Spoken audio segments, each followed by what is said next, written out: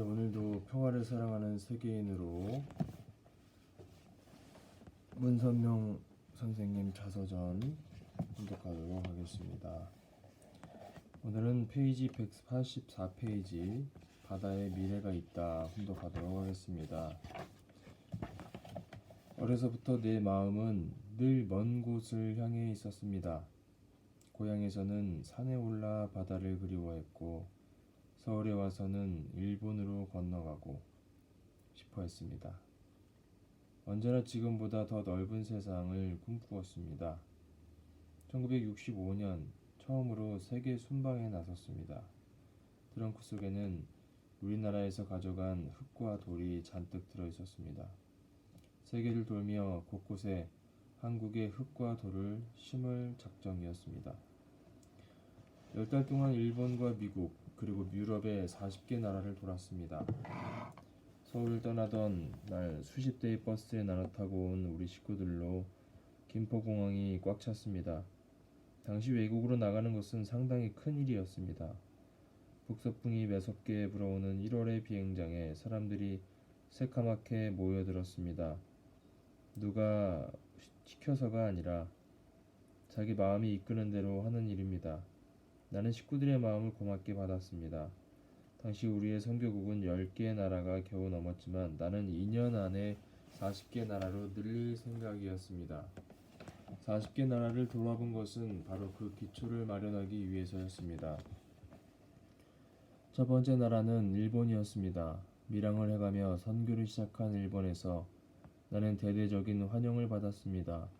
국법을 어기고 목숨을 내건 위험한 출발이었지만 지금 생각해보면 당시 우리의 선택은 매우 적절한 것이었습니다. 나는 일본 식구들에게 물었습니다. 여러분은 일본적입니까? 아니면은 일본적인 것을 넘어섰습니까? 나는 말을 이어갔습니다. 하나님이 원하시는 것은 일본적인 게 아닙니다. 하나님은 일본적인 것을 필요로 하시지 않습니다. 일본을 넘어서는 것, 일본을 넘어선 사람을 필요로 하십니다. 일본의 한계를 넘어서 세계를 사랑하는 일본인이라야 하나님께 쓰일 수 있습니다. 서운하고 냉정하게 들렸겠지만 단호하게 말했습니다. 두 번째 기착지는 미국이었습니다. 샌프란시스코 공항에 내린 나는 미국 선교사와 함께 2달 동안 미국 전역을 돌았습니다. 미국을 돌아보는 동안 전 세계를 호령하는 중심본부는 미국이다. 앞으로 창건할 새로운 문화는 반드시 미국을 밟고 올라서야 한다는 사실을 절감했습니다.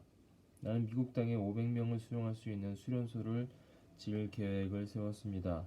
물론 우리나라 사람들만을 위한 것이 아니라 100개 이상의 나라에서 모인 사람들을 받아들일 국제적인 수련소를 짓는 것이 목표였습니다. 다행스럽게도 그 소원은 오래지 않아 이루어졌습니다. 그 후 해마다 100개 나라에서 400명씩 보내온 사람들이 수련소에 모여 6개월 동안 세계 평화를 연구하고 토론하는 일이 지금까지도 계속되고 있습니다. 인종이나 국경, 종교는 아무 상관이 없습니다. 나는 인종과 국경, 종교를 넘어 다양한 생각을 지닌 사람들이 모여 세계 평화에 대해 허심탄회하게 의논하는 일이 인류를 성장시키고 세계를 보다 발전된 사회로 만드는 일이라고 믿습니다. 미국을 순방하는 동안 하와이와 알래스카를 제외한 48개 주를 모두 돌아보았습니다. 뒷좌석에 짐을 실을 수 있는 외건을 빌려 타고는 밤낮 없이 달렸습니다. 행여 운전수가 졸기라도 하면 이보게 피곤한 거 다 알고 있네.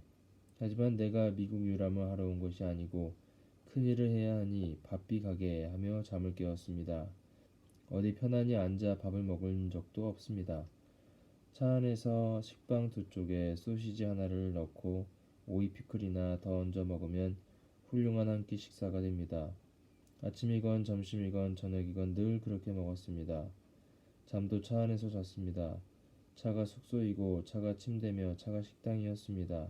좁은 차 안에서 먹고 자고 기도했습니다. 그 무엇도 못할 게 없었습니다. 당신에게는 이루고자 하는 분명한 목표가 있었기 때문에 몸이 조금 불편한 것은 충분히 견딜 수 있었습니다. 미국과 캐나다를 거쳐 중남미를 돌아온 다음에 유럽으로 건너갔습니다. 내 눈으로 직접 본 유럽은 완전히 바티칸 문화권이었습니다. 바티칸을 넘어서지 않고는 유럽을 넘을 수가 없어 보였습니다. 그 험하다는 알프스도 바티칸의 위세 앞에는 아무것도 아니었습니다. 유럽 사람들이 모여 기도하는 바티칸에서 나도 땀을 뚝뚝 흘리며 기도했습니다. 어떻게 하든지 수많은 교파와 교단으로 분열된 종교가 하루빨리 하나로 통일되기를 기도했습니다. 하나님이 만드신 하나의 세상을 사람들이 저마다 자신들에게 유리한 대로 이리저리 나누어 놓은 것을 기필코 하나로 통일해야 한다는 생각이 더 확고해졌습니다. 그 후 이집트와 중동을 거쳐 아시아의 여러 나라를 둘러보는 것으로 10달간의 긴 순방을 마쳤습니다. 서울로 돌아온 내 트렁크에는 20개 나라 120개 지역에서 가져온 흙과 돌이 가득 들어 있었습니다. 우리나라에서 가져간 흙과 돌을 새로운 땅에 심고 그곳에 흙과 돌을 거두어온 곳입니다. 흙과 돌로 세계 40개 나라와 한국을 연결한 것은 한반도를 중심으로 평화 세계가 실현되는 미래를 대비한 곳이었습니다. 나는 40개 나라에 모두 선교사를 내보낼 채비를 시작했습니다. 넓은 지구촌을 돌아보면서 나는 아무도 모르게 세계를 무대로 펼칠 사업을 구상했습니다. 교회가 커지고 선교지가 하나둘 늘어날수록 선교비 지출도 부쩍 늘었기 때문에 돈을 벌기 위한 더 큰 사업이 필요했습니다. 나는 미국 48개 주를 다니면서 과연 어떤 일이 우리 교회를 뒷받침해 줄 수 있는 사업이 될지를 생각했습니다. 그래서 생각해낸 것이 미국 사람들은 고기를 매일같이 먹는다는 사실이었습니다. 우선 소 한 마리 값이 얼마인지 알아보았습니다. 마이애미에서 25달러 하는 소가 뉴욕에 가면 400달러가 되었습니다. 그래서 또 참치 한 마리는 얼마나 하는지 알아보았습니다. 놀랍게도 참치 한 마리는 4,000달러가 넘었습니다. 게다가 참치는 한꺼번에 150만 개가 넘는 알을 낳지만 소는 한 마리밖에 낳지 못합니다. 그러면 소를 키워야겠습니까? 아니면 참치를 잡아야겠습니까? 답은 분명했습니다. 문제는 미국 사람들이 바다고기를 먹지 않는다는 것이었습니다. 하지만 일본 사람들은 참치라면 맥을 못 추었지요. 미국에도 일본 사람들이 많이 살고 있고 일본인들이 운영하는 고급 레스토랑은 참치회를 아주 비싸게 팔고 있었습니다. 일단 회의 맛을 들인 미국인들도 참치를 즐겨 먹었습니다. 우리가 사는 지구는 육지보다 바다가 더 넓습니다. 미국은 넓은 바다로 둘러싸여 있어 물고기가 풍부합니다. 또 200만 해리만 나가면 내 바다, 네 바다가 없어 누구라도 그곳에 나가 물고기를 마음껏 잡을 수 있습니다. 농사를 짓거나 소를 키우려면 땅을 사야 하는데 바다는 그럴 필요가 없고 배 한 척만 있으면 어디까지라도 나가 물고기를 잡을 수 있습니다. 바닷속에는 먹을 것들이 가득하고 바다 위로는 세계를 하나로 묶는 해운 사업이 활발합니다. 전 세계에서 만들어지는 모든 물건이 상선에 실려 바다를 누빕니다. 바다는 우리의 미래를 책임질 무한한 보물창고였습니다. 나는 미국에서 배를 여러 척 샀습니다. 사진첩에서나 볼 수 있는 대형 선박을 구입한 것이 아니라 34피트에서 38피트 정도 되는 배를 샀습니다. 엔진을 끈 채로 참치를 쫓아다닐 수도 있고 큰 사고도 없는 요트 크기의 고기잡이 배였습니다. 워싱턴, 샌프란시스코, 템파, 알래스카에 배를 띄우고 배를 고치는 수선소도 세웠습니다. 공부도 많이 했습니다. 한 지역에 배 한 척씩을 띄워 바닷물의 온도를 재고 날마다 참치가 얼마나 잡히는지를 조사해 도표로 만들어 통계를 냈습니다. 전문가들이 만들어 놓은 통계를 얻어다 쓴 것이 아니라 우리 식구들이 직접 물속에 들어가 잠수를 하면서 만들었습니다. 그 지역의 유명한 대학 교수가 연구한 결과는 참조만 할 뿐 내가 직접 그곳에 들어가 살면서 일일이 확인을 했습니다. 그러니 우리가 만든 자료만큼 정확한 것은 없었습니다. 그렇게 힘들여 만든 자료였지만 독점하지 않고 모든 정보를 수산업계에 다 공개했습니다. 그리고 우리는 또 다른 바다를 개척했습니다. 한 바다에서 너무 많이 고기를 잡으면 어족이 말라버립니다. 서둘러 다른 바다로 진출해야 합니다. 수산업을 시작한 지 얼마 되지 않아 우리는 미국 수산업계를 발칵 뒤집어 놓았습니다.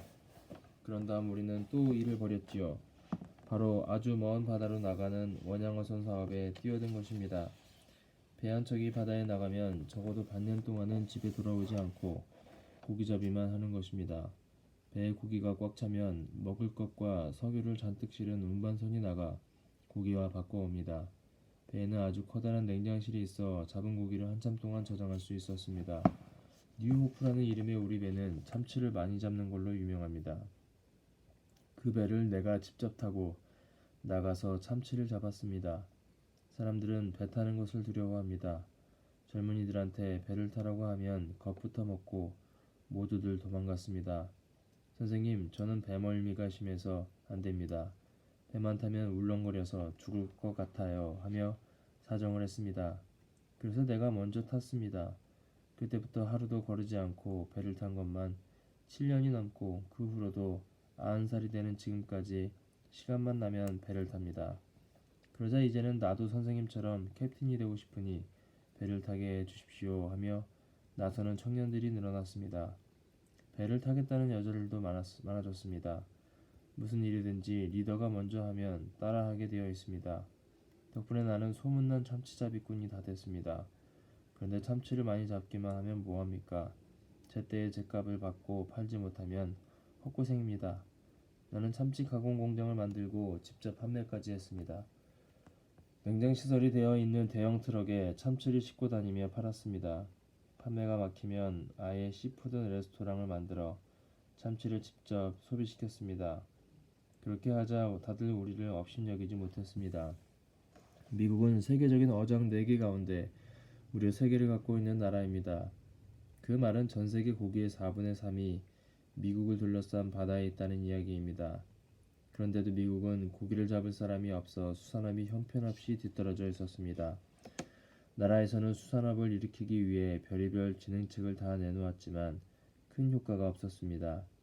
누구든지 2년 반 동안 배를 타기만 하면 10%의 값에 배를 준다고 하는데도 지원자가 없었습니다. 얼마나 답답한 일입니까? 우리가 수산업을 일으키자 항구 도시들마다 난리가 났습니다. 우리만 들어가면 도시가 번성하니 안 그랬겠습니까?